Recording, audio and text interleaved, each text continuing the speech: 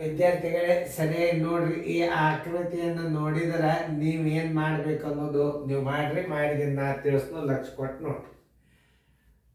ನೋಡಿ ಎಲ್ಲರೂ video on ಮಾಡ್ರಿ. ಇಲ್ಲಿ ಆಯತಾಕಾರದ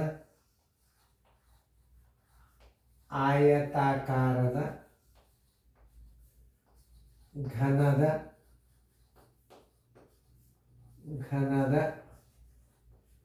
ಪರಿಮಾಣ ಅಂದ್ರೆ ಘನಫಲ ಪರಿಮಾಣ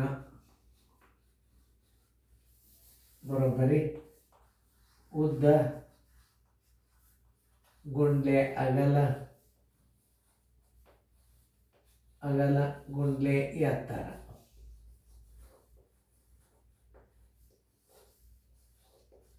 ಉದ್ದ 3 ಸೆಂಟಿಮೀಟರ್,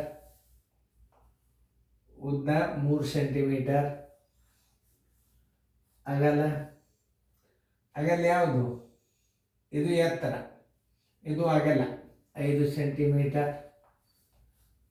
ಎತ್ತರ ಇದು ಇಲ್ಲಿದಿಂದ ಇಲ್ಲಿಗೆ ಎತ್ತರ 2 ಸೆಂಟಿಮೀಟರ್.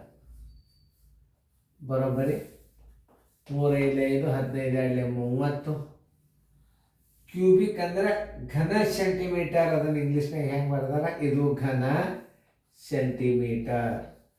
ಕ್ಯೂಬಿಕ್ ಘನ ಮೀಟರ್. ಅಥವಾ ಇದನ್ನು ಹೆಂಗೆ ಕನ್ನಡದಾಗ ಹೆಂಗೆ ಬರಿತೀವಿ ಅಂದ್ರೆ 30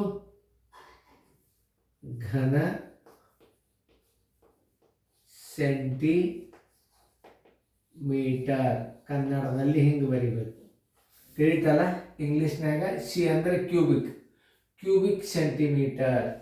30 ಘನ ಸೆಂಟಿಮೀಟರ್. ಉತ್ತರ ಎಲ್ಲದ ನೋಡ್ರಿ. 30 ಕ್ಯೂಬಿಕ್ ಘನ ಸೆಂಟಿಮೀಟರ್ ಉತ್ತರ ಸಂಖ್ಯೆ ಸಿ. ನೋಡಿ ಏನು ಭಾಳ ಸರಳ ಅದಲ್ಲ ಲೆಕ್ಕಿಲ್ಲ.